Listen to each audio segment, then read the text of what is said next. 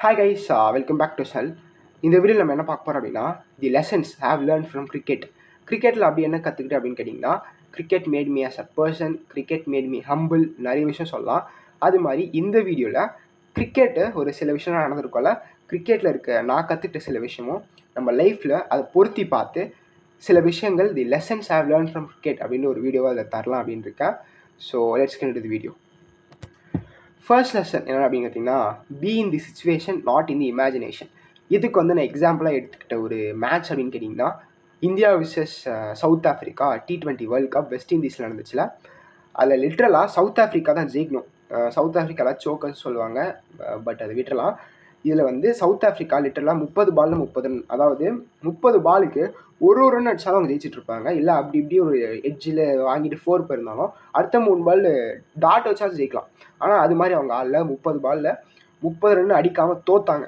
அது வந்து ஃபுல்லாக வந்து சவுத் ஆஃப்ரிக்காவோட சோக்கர்ஸ் அந்த அவங்களோட காரணம் சொல்ல முடியாது. பிகாஸ் ஒரு பும்ரா வந்தான், அந்த நேரத்தில் ஒரு பும்ரா வந்து ஒரு இன்ஸ்விங் போட்டு அவுட் பண்ணான். ஒரு அர்ஷதீப் வந்தான், அர்ஷதீப் ஒரு ஓவரில் 2 ரன் கொடுத்தான். அதே மாதிரி ஒரு சூரியகுமார் யாதவ் வந்தார், செம கேட்ச் பிடிச்சாரு. ஒரு ஹர்திக் பாண்டியா இருந்தான். ஒரு கலெக்டிவ் எஃபர்ட்ஸ், அந்த கலெக்டிவ் எஃபர்ட்ஸ் போட்டு தான் வந்து அன்றைக்கி வந்து இந்தியா T20 வேர்ல்ட் கப் ஜெயிச்சிச்சு அப்படின்னு நான் நினைக்கிறேன். Only not because of South Africa choke the game. அவங்க மட்டுமே வெறும் கேவலமாக ஆடி தோக்கலை, the efforts they have put. அதுவும் எந்த மாதிரி சுச்சுவேஷன் அப்படின்னு கேட்டிங்கன்னா, நான்லாம் வந்து லிட்டரலாக என்ன இப்படி தோத்துட்டானுங்களே, எல்லாமே வந்து ஃபைனல்ஸ் வந்து தோத்துட்டாங்களே நான் வந்து நினச்சிட்டு இருந்தேன்.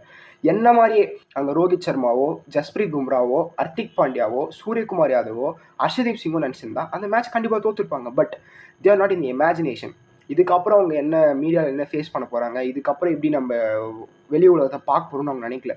அந்த சுச்சுவேஷனில் அவங்க இருந்தாங்க. இதை வந்து நம்ம வாழ்க்கையில் நிறைய இடத்துல பொருந்தி பார்க்கலாம். சிஏ ஃபவுண்டேஷன் படிக்கிறேன், சிஏ இன்டர் படிக்கிறேன் அப்படின்னா, ஐயோ இன்றைக்கி நம்ம விட்டமேன்னு வந்து நம்ம எக்ஸாம் வந்து பயப்படுறதை விட இந்த சுச்சுவேஷனில் நம்ம வாழலாம். இந்த நேரத்தில் நம்ம என்னால் பண்ண முடியும், இந்த நேரத்தில் என்னால் புக் எடுத்து படிக்க முடியுமா, இந்த நேரத்தில் ஒரு சம்ம என்னால் போட முடியுமா அப்படின்னு நம்ம நினைக்கணும். சுச்சுவேஷனில் இருக்கிறத விட்டு, சுச்சுவேஷனில் தான் இருக்கணும், பட் சுச்சுவேஷனில் இருக்கிறத விட நம்ம நிறைய நேரம் வந்து இமேஜினேஷனில் இருக்கோம், இன்க்ளூடிங் மீ. நம்ம இமேஜினேஷனில் வந்து நம்ம பயப்படுறதை விட நம்ம ரியாலிட்டியில் பயப்படுறது கம்மியாக இருக்கும். பிகாஸ் இமேஜினேஷனில் நம்மளோட தாட்ஸ், நம்ம திங்கிங் வந்து வேறு லெவலில் இருக்கும், நம்ம பயமும் வந்து எக்ஸ்ட்ரீமாக இருக்கும். பட் ரியாலிட்டியில் நம்ம நினச்ச அளவுக்கு எந்த ஒரு பயமும் வந்து ரியாலிட்டியில் இருக்காது. ஸோ ஆல்வேஸ் பி இந்த சிச்சுவேஷன். எப்போ நீங்கள் இமேஜினேஷன் இருக்கும் அப்படின்னு பார்த்தீங்கன்னா, நைட்டு உட்காந்து நான் ஒரு ஏர் 1 எடுத்தால் எப்படி இருக்கும், ஏர் 2 எடுத்தால் எப்படி இருக்கும், ஏர் 50 எடுத்தால் எப்படி இருக்கும், நம்ம வந்து இன்டரில் பாஸ் பண்ணால் எப்படி இருக்கும், ஃபவுண்டேஷனில் பாஸ் பண்ணால் எப்படி இருக்கும்னு நினைக்கணும். அதுதான் வந்து கரெக்டான இமேஜினேஷன். தவிர எக்ஸாம் பார்த்து பயப்படுறது அது ஒரு கேவலமான இமேஜினேஷன் நான் நினைக்கிறேன். Next lesson I have learn from cricket is everyday is a new day. ஒவ்வொரு நாளும் புது நாள். நேற்று நடந்தது வந்து இன்றைக்கி நம்மளை இம்பேக்ட் பண்ணாது. ஏன்னா கான்ஃபிடென்ஸ் வேணால் கேரி ஃபார்வர்டு ஆகலாமே தவிர நேற்று நடந்தது இன்றைக்கி நடக்கணும்னு எந்த ஒரு இதுவும் கிடையாது. இதுக்கு எக்ஸாம்பிளாக நான் வச்சுக்கிறது வந்து சிஎஸ்கே 25th ஏப்ரல் அன்றைக்கி எந்த ஒரு மேட்ச்மே தோற்றதில்லை. லிட்ரலாக எந்த ஒரு மேட்ச்மே தோற்றதில்லை 25th ஏப்ரலில். And they have won several Champions ட்ராஃபியில் they have become champions. IPL game cup வந்து ஜெயிச்சிருக்காங்க 25th ஏப்ரல் அன்றைக்கி. 2010 வந்து 25th ஏப்ரல் அன்றைக்கி தான் வந்து ஜெயிச்சாங்க. அதே மாதிரி 25th ஏப்ரல் அன்றைக்கி சிஎஸ்கே தோற்றதா சரித்திரமே இல்லை. ஆனால் இந்த வருஷம் 25th ஏப்ரல் 2025 அன்றைக்கி எஸ்ஆர்ஹெச்சோட நடந்த மேட்ச்சில் இது கேவலமாக தோற்றாங்க. அதுவும் சேப்பாக்கில் எஸ்ஆர்ஹெச் வந்து ஜெயிச்சதே கிடையாது. இருந்தாலும் இன்றைக்கி வந்து எஸ்ஆர்ஹெச் ஜெயிச்சிருக்காங்க.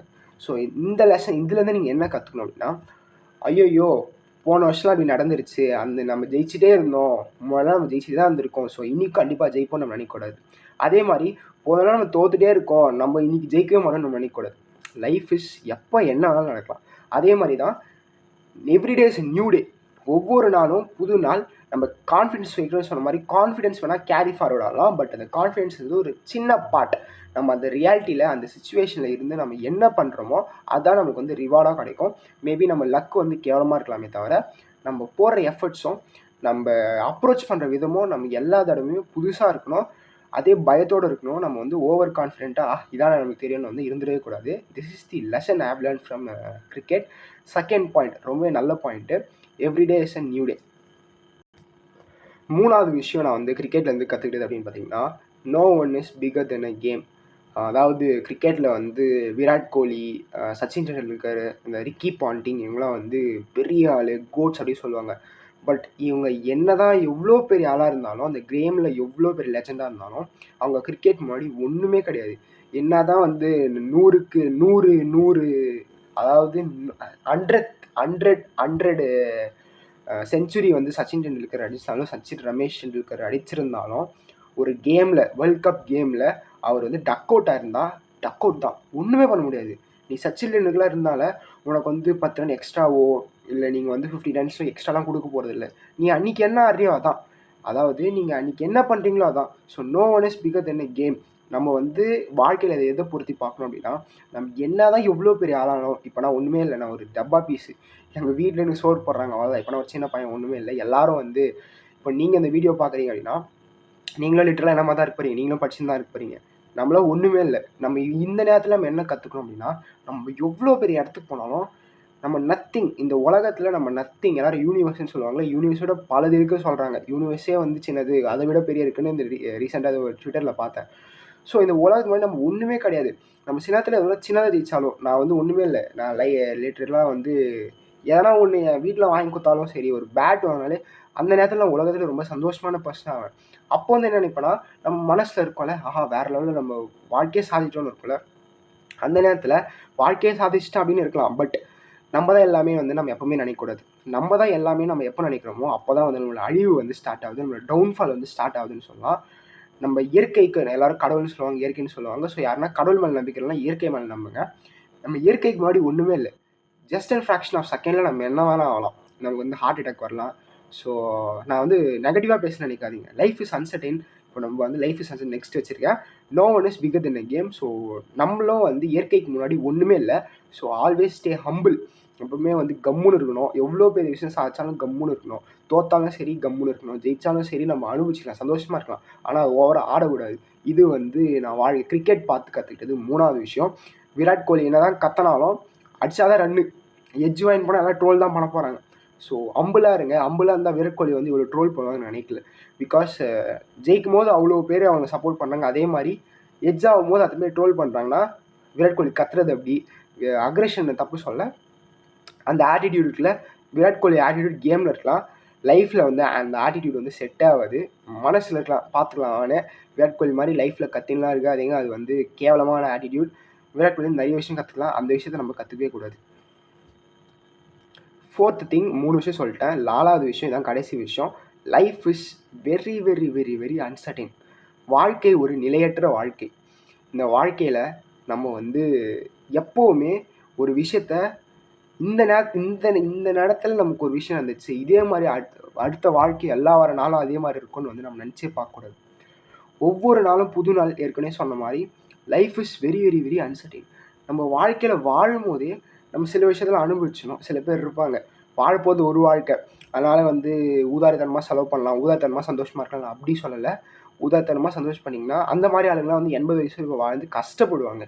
நீங்கள் என்ன பண்ணணும் அப்படின்னா, அந்த நேரத்தில் அந்த வேலையை செஞ்சுருங்க. இன்றைக்கி நான் படிக்கணும் அப்படின்னா அதை நாளைக்கு ஸ்கிப் பண்ணாதீங்க. நாளைக்கு நம்ம உயிரோடு இருப்போமா, நாளைக்கு நம்மளுக்கு வேறு எதனா விஷயம் நடக்கலாம், நம்ம வேணால் வெளியே போகலாம், நம்ம உடம்பு நல்லா இருக்குமா நம்மளுக்கே தெரியாது. அந்த நேரத்தில் ஒரு விஷயம் முடியுங்கன்னா அந்த நேரத்தில் முடிச்சிருங்க. ஒரு பிஜிபிபி, அது profits or gains in business or profession, income டேக்ஸில் நான் படிக்கணும் அப்படின்னா இந்த வீடியோ தெரிஞ்சு நான் படிக்க போகிறேன். நோ மேட்டர் வாட், நான் அதை முடிக்க போகிறேன். எனக்கு வந்து என்னாலும் சரி, அன்லெஸ் அன்டில் என் உடம்பு முடியாது சொல்கிற வரைக்கும் அதை முடிச்சுட்டு தான் நான் படிப்பேன். என்னால் ஃபுல்லாக முடிக்க முன்னால் என்ன ட்ரை பண்ணுவேன். ஸோ அந்த மாதிரி உங்களோட ஆட்டிடியூட் நீங்கள் இருக்கணும். அந்த நேரத்தில் நீங்கள் வந்து அந்த விஷயத்தை பண்ணியே ஆகணும். பிகாஸ் நாளைக்கு என்ன நடக்குமோ தெரியாது. இந்த லைஃப் இஸ் அன்சர்டைன் அப்படின்றத நான் கிரிக்கெட்டில் எதோட ஒத்தி பார்க்குறேன் அப்படின்னா, கிரிக்கெட் பார்க்குற எல்லாருக்குமே தெரியும். அதாவது உண்மையாக கிரிக்கெட் நீங்கள் ஜெனுவினாக பார்க்குறீங்க அப்படின்னா உங்களுக்கு கிரிக்கெட்டில் இருக்க மெயின் க்ரக்ஸ் அந்த வந்து ஒரு இது என்னன்னா, அந்த கிரிக்கெட் அப்படின்றது ஒரு அன்சர்டைன் கேமு. எப்போ எது மாறும்னு தெரியாது. ஒரு கேட்ச் ஒரு மேட்சை மாற்றலாம், ஒரு ரன் அவுட் மேட்ச் மாற்றலாம், ஒரு விக்கெட் மேட்சை மாற்றலாம், ஒரு ரன் சேவ் பண்ணதை மாற்றலாம், ஒரு பவுண்டரி சேவ் மாற்றலாம், ஒரு 6 அடி போகிறத வந்து சேவ் பண்ணி, அதாவது 6 பவுண்ட் தடுக்கிறது வந்து ஒரு மேட்ச் மாற்றலாம். ஸோ எந்த நேரத்தில் எப்படி மாறும்னு யாருக்குமே தெரியாது. Life is very very very uncertain. அதே மாதிரி அதை தான் நான் சொல்ல வரேன். நீங்கள் ரொம்பவே சோகமாக இருக்கீங்க, எனக்கு வந்து வாழ்க்கையே வெறுத்துச்சு அப்படின்னு நீங்கள் வேறு எதனா உங்களுக்கு தப்பான எண்ணம் வரலாம், நம்மளாம் வாழ்க்கையில் ஜெயிப்போமான்னு உங்களுக்கு வந்து தோணலாம். அது மாதிரிலாம் நீங்கள் நினைக்கும் போது லைஃப் இஸ் வெரி அன்சர்டைன் நினைங்க. பிகாஸ் எதுவுமே நிரந்தரம் இல்லை. இன்னைக்கு நான் சோகமாக இருக்கேன்னா அடுத்த நாள் நான் சந்தோஷமாக இருக்கலாம், அடுத்த நாள்னா அதுக்கு அடுத்த நாள் அடுத்த நாள் இன்னைக்கு இல்லைனாலும் அடுத்த வருஷம் நான் சந்தோஷமாக இருக்க போகிறேன். இன்றைக்கி வந்து நான் ரொம்ப சோகமாக இருக்கேன்னா அடுத்த நாள் வந்து 2x சந்தோஷமாக இருக்க போகிறேன். ஸோ நாளைக்கு என்ன நடக்கும் நமக்கு தெரியாது, முடிஞ்சது. Life is very uncertain. நம்ம வாழ்க்கையில் எப்போனா நம்ம சந்தோஷமாக இருக்கலாம், வாழ்க்கையில் எப்போனா சோகம் வரலாம். அந்த நேரத்தில் வாழணும். ஹம்பிளாக இருக்கணும், கைண்டாக இருக்கணும், எப்பவுமே ஆடக்கூடாது, ரொம்ப தோத்தா வந்து கீழே விழுந்து படுத்து அழுவக்கூடாது. அழுவுங்க, வாழ்க்கையே போச்சுன்னு அழுவக்கூடாது. ஜெயிச்சிட்டோன்னே வாழ்க்கையே வந்துச்சு அவள் தான் இனிமேல் லைஃப் செட்டில் நினைக்கக்கூடாது. அந்த மீடியம் லெவலில் மனுஷங்க மாதிரி வாழணும். மனுஷங்க மாதிரி வாழறதை விட ஒரு புத்திஸ்ட் எப்படி சொல்கிறது, ஒரு ஜென் துறவி மாதிரி வாழணும். எல்லாமே துறந்துட்டு வந்து வாழ்க்கையை போய் காட்டில் வாழ சொல்ல, நம்ம இருக்கிற ஆசை இருக்கணும். அந்த ஆசையை லிமிட்டடாக வச்சு லைஃப் இஸ் அன்சர்டைன் அப்படின்ற ஒரு தத்துவத்தை புரிஞ்சுட்டு நம்ம வாழணும். அதுதான் வந்து பெஸ்ட்டு வாழ்க்கை. இது வந்து நான் கிரிக்கெட்லேருந்து கற்றுக்கிட்டேன். அண்ட் 5வது விஷயம், இதை நான் கண்டிப்பாக சொல்லி ஆகணும். ஒரு திருக்குறள் இருக்குது, திருவள்ளுவரில் ரிலீஸ் பண்ண, அதாவது 1330 திருக்குறள். எல்லோரும் வந்து திருக்குறளாக படிப்பாங்க. நான் அதில் வந்து ஒரு ஆல்பமாக பார்க்குறேன்.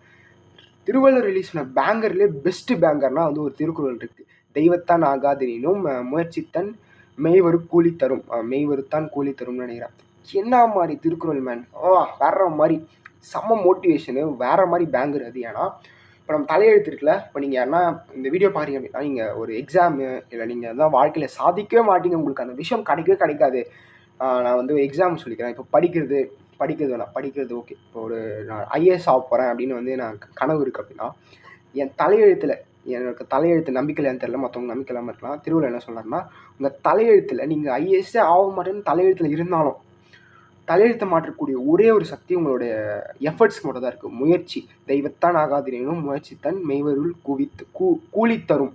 கூலிலாம் என்ன, நீங்கள் போடுற எஃபர்ட்ஸ்க்கு கண்டிப்பாக ஒரு கூலி இருக்குது, அதாவது அந்த ரிவார்டு இருக்குது. So efforts never fails. நீங்கள் எஃபர்ட் போட்டால் கண்டிப்பாக அதுக்கான பலன் வந்து உங்களுக்கு கிடைச்சே ஆகணும். அப்படி கிடைக்கலாம் வந்து இந்த உலகத்தில் எஃபர்ட் போட்டு கிடைக்காத விஷயம் எதுவுமே கிடையாது. நீங்கள் எஃபர்ட் போடுங்க அப்படின்னா, இப்போ அந்த ரிவார்டு உங்களுக்கு கிடைக்கலனாலும் கண்டிப்பாக உங்கள் வாழ்க்கையில் எப்போனா உங்களுக்கு அந்த ரிவார்டு கிடைக்கும், கண்டிப்பாக கிடைக்கும். ஸோ எப்போவுமே உங்கள் ஹோப் விட்டுறாதீங்க. உங்கள் ஜாதகத்தில் வந்து இல்லை இதெல்லாம் நினைக்காதீங்க. தெய்வத்தான் ஆகாதெனினும் முயற்சித்தன் மெய்வரு கூலி தரும். இந்த திருக்குறள் தப்பாக கூட இருக்கலாம், பட் அந்த பேங்கர் அந்த பொருள் மட்டும் என் மனசில் ஓடிட்டே இருக்குது. ஸோ எப்போவுமே இந்த விஷயத்தை ஞாபகம் வச்சுங்க. கிரிக்கெட்டுக்கும் திருக்குறளுக்கும் எந்த சம்மந்தமும் இல்லை, பட் இந்த திருக்குறள் நான் சொல்லணும்னு நினச்சேன். That's about the video. Cricket பார்த்து அதே மாதிரி இன்னொன்று விஷயம் சொல்கிறேன், படிக்கிற நேரத்தில் கிரிக்கெட் பார்க்காதீங்க. Cricket is an emotional game. நீங்கள் கிரிக்கெட் எமோஷ்னலாக நீங்கள் பார்த்தீங்க அப்படின்னா அது உங்கள் ப்ரிப்பரேஷனை ரொம்ப ஹர்ட் பண்ணணும், இம்பேக்ட் பண்ணும். ஸோ படிக்கும்போது கிரிக்கெட் பார்க்காதீங்க. நான் பார்ப்பேன், எனக்கும் இம்பேக்டும், அதனால தான் சொல்கிறேன். ஸோ கிரிக்கெட் பார்க்காதீங்க. That's about the video. இன்னொரு நல்ல வீடியோவில் சந்திக்கலாம்.